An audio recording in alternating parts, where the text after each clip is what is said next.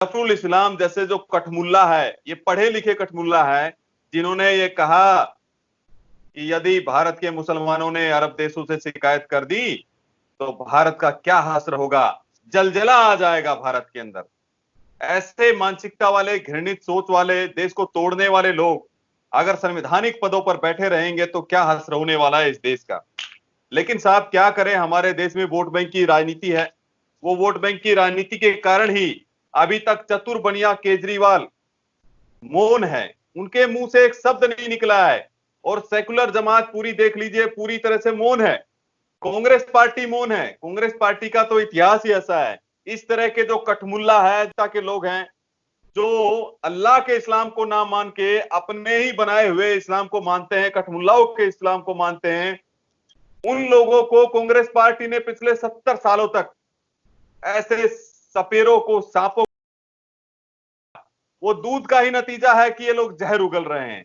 अगर इस तरह का दूध ना पिलाते, सेक्युलरिज्म के नाम पर, वोट बैंक की राजनीति के नाम पर इस तरह के का कर्म नहीं करती कांग्रेस पार्टी, तो निश्चित रूप से इस तरह के लोग पैदा नहीं होते। जफरुल इस्लाम ले रहे हैं तो क्या इंगित करता है ये इंगित करता है कि ये लोग इस देश का खाते हैं, गाते पाकिस्तान का है। ये देश का खाते हैं और गाते अरबिस्तान का है। ये जिस थाली में खाते हैं उसी में छेद करते हैं। ऐसे कठमुल्लाओं से मैं कह देना चाहता हूं, अगर देश में रहना है तो ठीक से रहो, अन्यथा इस देश को छोड़ के चले जाओ। ऐसे देशद्रोही और गद्दारों की हमें कोई जरूरत नहीं है।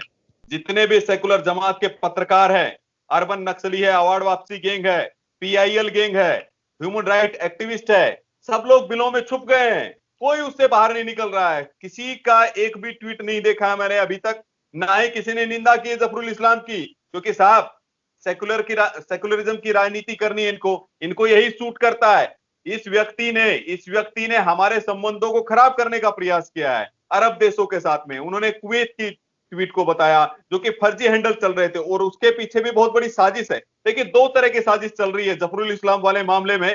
केजरीवाल भी उसको छुपाने का प्रयास कर रहे हैं, क्योंकि वोट बैंक की राजनीति करनी है उनको। देखिए, एक आंतरिक स्तर पर राजनीति चल रही है हमारे देश में, अदृश्य राजनीति, और एक बाह्य स्तर, अंतरराष्ट्रीय स्तर पर। अंतरराष्ट्रीय स्तर पर इसका समर्थन कौन कर रहा है? पाकिस्तान कर रहा है। वो जितने भी जो ट्वीट, जो हैंडलर थे, जो हैंडल थे, वो सब फर्जी थे। वो मौलाना साद किस बिल में छुपा हुआ है? मैं पूछना चाहता हूं, उनसे जवाब लेना चाहता हूं। जिस मौलाना साद की तबलीगी जमात की ये हिमायती लोग हैं, जो कठमुल्ला लोग उनका हिमायत कर रहे हैं, उनकी एडवोकेसी कर रहे हैं, बताइए कहां है वो मौलाना साद? वो मौलाना साद कहां छुप गया जाकिर नाइक की तरह? जाकिर नाइक जो एक भगोड़ा था, जाकिर नाइक की तरह वो कहां छुप गया है? जाकिर नाइक से प्रेरणा लेकर के जो आतंकवादियों को पनाह देता है, जो आतंकवादी बनाता है, जो ऐसी ऐसी तहरीर करता है, उसके दम पर बहुत सारे लोग आतंकवादी बनते हैं। अलकायदा का समर्थन करता है, उस जाकिर नाइक के समर्थन के कारण ही ये मौलाना साद इस तरह का षड्यंत्र कचरा। नमस्कार, मैं हूं आतु सिंह, आप देख रहे हैं प्यारा हिंदुस्तान। हमारे साथ है मनोज यादव जो बीजेपी प्रवक्ता हैं। सर, आपका बहुत बहुत धन्यवाद हमारे चैनल से जुड़ने के लिए। सर, जो जफरुल इस्लाम ने बयान दिया था कि अगर अरब देशों से मुसलमानों ने शिकायत कर दी तो शिकायत के बाद भारत में आंधी तूफान आ जाएगा, उसके बाद भी केजरीवाल ने अभी कोई एक्शन नहीं लिया, जबकि दिल्ली पुलिस ने एक्शन लिया, कार्रवाई हो गई है, एफआईआर दर्ज कर ली गई। लेकिन क्या केजरीवाल को इससे पहले इस पर कोई टिप्पणी करनी चाहिए थी, या उनको तुरंत पद से हटाना चाहिए? क्योंकि जिन देशों का वो दलील दे रहे हैं वहां पर अगर ऐसे बोलते तो उनको तो फांसी हो जाती। देखिए, निश्चित रूप से बहुत ही घृणित कार्य किया है, और ये कहीं ना कहीं इंगित करता है कि हमारे देश में जो हम लोग एक अदृश्य कोरोना महामारी से जो लड़ रहे हैं, उसी तरह की बहुत सारी अदृश्य ताकतें हैं जो भारत को कमजोर करना चाहती है। जो भारत बढ़ रहा है उसकी छवि को बिगाड़ना चाहते हैं, अंतर्राष्ट्रीय स्तर पर बिगाड़ना चाहते हैं। और जफरुल इस्लाम जैसे जो कठमुल्ला है, ये पढ़े लिखे कठमुल्ला है, जिन्होंने ये कहा कि यदि भारत के मुसलमानों ने अरब देशों से शिकायत कर दी तो भारत का क्या हासर होगा, जलजला आ जाएगा भारत के अंदर। ऐसे मानसिकता वाले, घृणित सोच वाले, देश को तोड़ने वाले लोग अगर संवैधानिक पदों पर बैठे रहेंगे तो क्या हासर होने वाला है इस देश का। लेकिन साहब क्या करें, हमारे देश में वोट बैंक की राजनीति है। वो वोट बैंक की राजनीति के कारण ही अभी तक चतुर बनिया केजरीवाल मौन है, उनके मुंह से एक शब्द नहीं निकला है। और सेकुलर जमात पूरी देख लीजिए, पूरी तरह से मौन है। कांग्रेस पार्टी मौन है। कांग्रेस पार्टी का तो इतिहास ही ऐसा है। इस तरह के जो कठमुल्ला है के लोग हैं, जो अल्लाह के इस्लाम को ना मान के अपने ही बनाए हुए इस्लाम को मानते हैं, कठमुल्लाओं के इस्लाम को मानते हैं, उन लोगों को कांग्रेस पार्टी ने पिछले 70 सालों तक ऐसे सपेरों को, सांपों को जो दूध पिलाया, वो दूध का ही नतीजा है कि ये लोग जहर उगल रहे हैं। अगर इस तरह का दूध ना पिलाते, सेक्युलरिज्म के नाम पर, वोट बैंक की राजनीति के नाम पर इस तरह के का कर्म नहीं करती कांग्रेस पार्टी, तो निश्चित रूप से इस तरह के लोग पैदा नहीं होते। और कमोबेश केजरीवाल वही कर रहे हैं। जब गृह मंत्रालय के आदेश पर दिल्ली पुलिस ने उन पर एफआईआर लॉन्च की है, उनके ऊपर देशद्रोह का मुकदमा लगा है, सेडिशन का चार्ज लगा है, आईपीसी की धारा 124A और देश का वैमनस्य बिगाड़ने के लिए धारा 153A लगाई गई है। उसके बावजूद भी इस तरह के लोग मौन है, केजरीवाल मौन है, सेकुलर जमात मौन है। ये देश का दुर्भाग्य है और कुछ नहीं है। अभी तक केजरीवाल ने कोई एक्शन नहीं लिया, उनको पद से हटाया भी नहीं। जबकि अगर हम देखें तो जो इनका बैकग्राउंड रहा है जफरुल इस्लाम का, इन्होंने कई ऐसे बयान दिए हैं, चाहे वो तबलीगी जमात को हीरो बताने वाला बयान हो या उनका कॉलम हटाने का बयान हो, तमाम ऐसी चीजों को वो तबलीगी जमात को भी सपोर्ट कर रहे थे। वो तबलीगी जमात जिनको दिल्ली सरकार आज हीरो बनाने के लिए प्लाज्मा थेरेपी स्वास्थ्य मंत्रालय ने मना कर दिया है, उसे अभी उन्होंने कहा कि ये खतरनाक हो सकती है, जानलेवा हो सकती है, क्योंकि मुंबई में जिस तरीके से केस सामने आया उसके बाद भी आज भी दिल्ली सरकार उनको हीरो बनाने के लिए प्रचार प्रसार कर रही है। साहब, वोट बैंक की राजनीति का सवाल है। प्लाज्मा थेरेपी जो अभी तक ट्रायल बेस पे है, उसको ये प्रूव करने का प्रयास कर रहे हैं केजरीवाल कि ये इस थेरेपी का अंतिम परिणाम हो सकता है, ये अंतिम विकल्प है और इससे बढ़िया तो कोई इलाज हो ही नहीं सकता है। जबकि ना तो WHO ने इसको रिकमेंड किया है, ना ही ICMR हमारा इंडियन मेडिकल काउंसिल नहीं इसको रिकमेंड कर रहा है। लेकिन सवाल उठता है, आखिर केजरीवाल ऐसा क्यों कर रहे हैं? उनका एक ही तात्पर्य है, केवल और केवल वोट बैंक की राजनीति करना, केवल मुसलमानों को के पक्ष में इस तरह की भाषणबाजी करना। तबलीगी जमात ने जो भी कारनामे किए, मौलाना साद ने जो भी कारनामे किया, आज पूरे देश भर में 35% मामले, आज हमारे जो 35% मामले, हमारे टोटल मामलों में 35% केवल सिंगल सोर्स कोई है तो जाहिल जमात का है।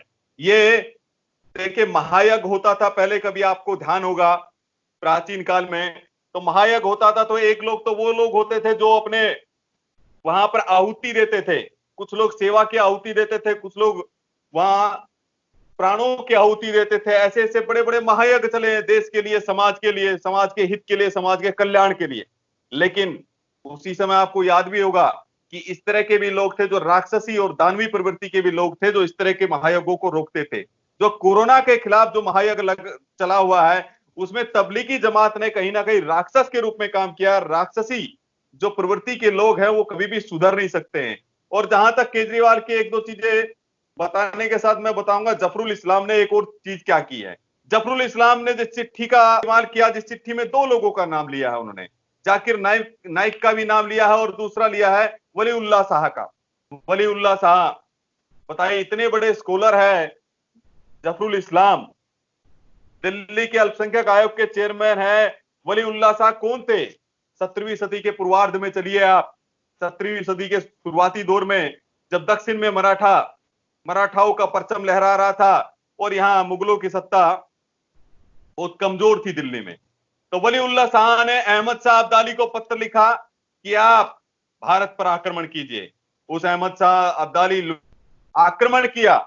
अहमद शाह अब्दाली ने, उस लुटेरे ने इस देश के अंदर आक्रमण किया और त्राहिमाम पूरी जनता का नरसंहार करने का प्रयास का, कत्लेआम मचाया।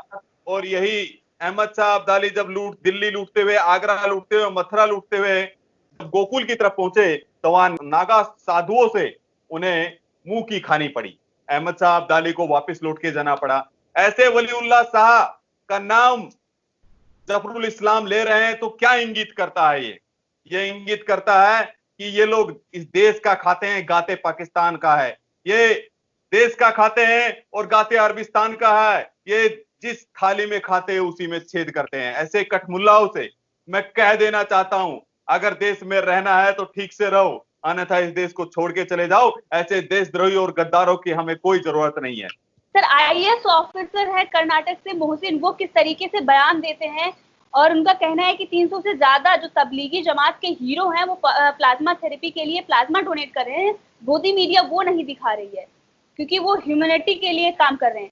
मतलब उन तबलीगी जमात को वो हीरो बना रहे हैं जो कोरोना वॉरियर्स से लड़ाई कर रहे थे, उनको उन पर हमला कर रहे थे। और सबको पता है देश में, आज हमें बताने की जरूरत नहीं है कि किस किस तरीके से उन्होंने हमला किया, नर्सों के साथ अभद्रता की, पीपी किट फाड़ दी, बदसलूकी की। देखिए, कर्नाटक के जिन IAS अधिकारी की बात कर रहे हैं, इस तरह से अनगिनत ऐसी फहरिस्त है सेकुलर जमात की जो कहीं ना कहीं तबलीगियों को हीरो बनाने का प्रयास कर रहे हैं। वो तबलीगी जमात जिन्होंने जहर घुलने का प्रयास किया, वो तबलीगी जमात, वो जाहिल जमात जो आज हमारे जो फ्रंटलाइन वॉरियर है, जो हमारे कोरोना वॉरियर है, डॉक्टर्स हैं, नर्सिस हैं, उन पर हमला कर रहे हैं, उनके ऊपर थूक रहे हैं, उनके साथ अश्लील हरकतें कर रहे हैं। और वो सिंगल सोर्स जिसकी वजह से कोरोना के मामले बढ़ रहे हैं दिन रात, उस तबलीगी जमात की प्रशंसा के पुल बांध रहे हैं। जबकि जिस प्लाज्मा थेरेपी की बार बार बात कर रहे हैं, वो प्लाज्मा थेरेपी अभी ट्रायल बेस में है। और ये दिखाने का प्रयास ना करें कि हम लोग बैठे हुए, आप जहर दे करके बोल रहे हैं कि हम आपको जिंदा कर देंगे। आपने जहर फैलाया और आप बोल रहे हैं कि हमारे पास अमृत है। भाई वो अमृत है ही नहीं। आपने जो जहर दिया था वो जहर ही है। उस जहर की वजह से ही पूरे देश के अंदर इस तरह के मामले बढ़े हैं। लेकिन इस तरह की कौम के कुछ लोग हैं, और कुछ लोग ऐसे भी हैं जो मौलाना साहब जो बिल के अंदर छुप गया है उसका पक्ष ले रहे हैं। देखिए, एक इंटेंशनली होता है, एक होता है संयोग से हो गया। संयोग से हो गया, अगर किसी आप कार्यक्रम में गए, वहां पर संयोग हुआ, कनिका कपूर की पार्टी में कुछ लोग संयोग से गए थे, वहां पर शामिल हुए। लेकिन वहां पर शामिल होने वाले एक एक व्यक्ति ने अपना कोरोना का टेस्ट कराया। वो लोग सरकार के सामने आए, हेल्थ मिनिस्ट्री के सामने आए, उन्होंने अपना टेस्ट कराया, क्वारंटाइन हुए। ये तो हुआ संयोग। और प्रयोग वो होता है साहब, जबरदस्ती मरकज में शामिल होना, फिर उनको प्लांट करके उनको भेज देना, फिर अभद्रता करना डॉक्टरों के साथ में, डॉक्टरों पर हमले करना, और अभी भी छुपे रहना। वो मौलाना साहब किस बिल में छुपा हुआ है?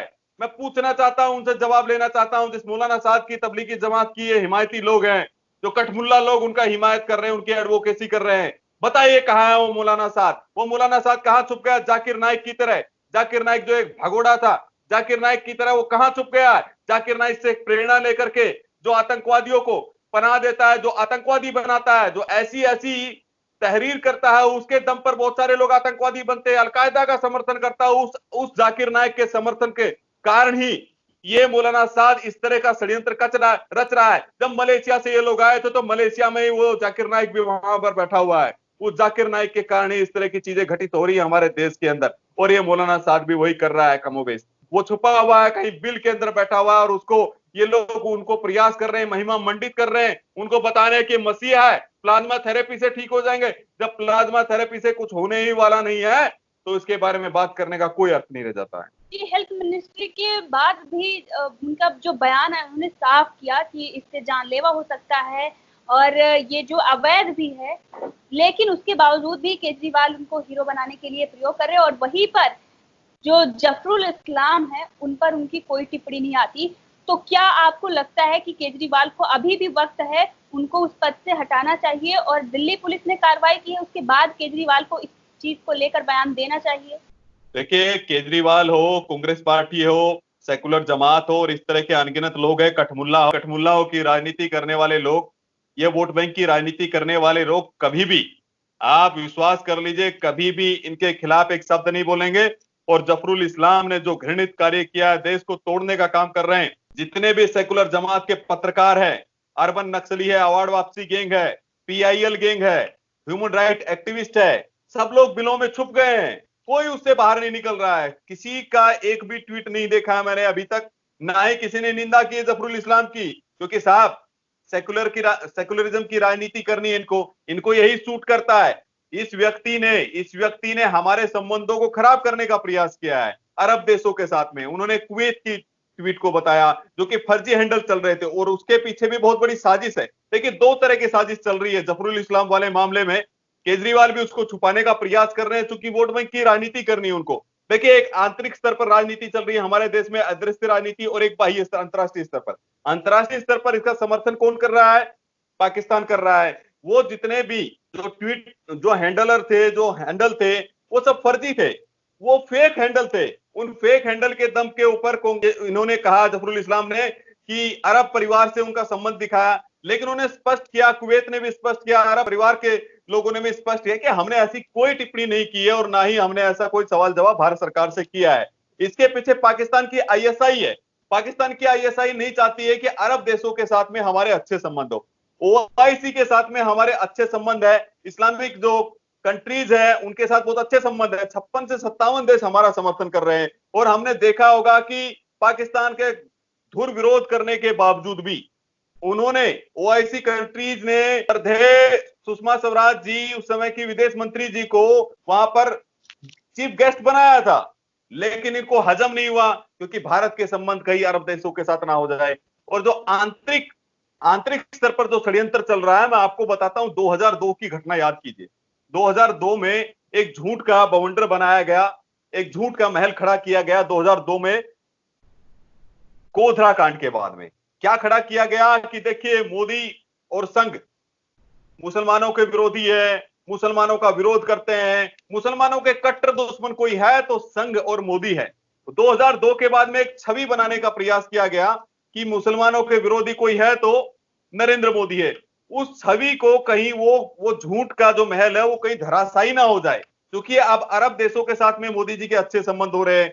7 देशों ने अपना सर्वोच्च नागरिक सम्मान नरेंद्र मोदी जी को दिया है और जो ये वोट बैंक के हमारे देश के अंदर राजनीति करते आए हैं उनको भी यहां लगने लगा है कि कहीं ना कहीं मोदी जी की छवि जनता के बीच में अच्छी जा रही है और नरेंद्र मोदी जी के बारे में जो हमने झूठ फैलाया था उस झूठ का कहीं ना कहीं पटाक्षेप हो रहा है। तो निश्चित रूप से ये बहुत बड़ा षड्यंत्र है सेक्युलर जमात का और यहां बैठे हुए बड़े बड़े कठमुल्लाओं का, और अंतरराष्ट्रीय स्तर पर पाकिस्तान इसके पीछे खड़ा हुआ है।